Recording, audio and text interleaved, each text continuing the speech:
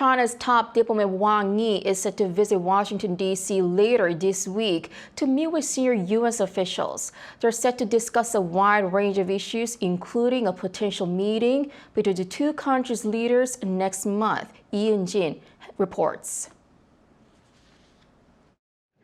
According to senior officials in Washington, Chinese Foreign Minister Wang Yi is set to visit the U.S. Capitol from October 26th to 28th, where he'll meet with Secretary of State Antony Blinken and National Security Adviser Jake Sullivan.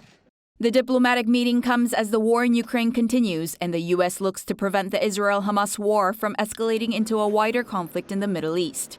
China's close relations with Tehran prompted Blinken to speak with Wang earlier this month to urge Beijing to use its relationships with the countries in the Middle East to prevent the conflict from spreading.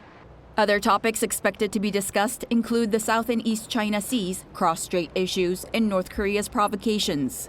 But Wang's visit is expected to focus largely on discussing a possible meeting between the presidents of the two countries, potentially during the Asia-Pacific Economic Cooperation Summit set to be held in San Francisco next month.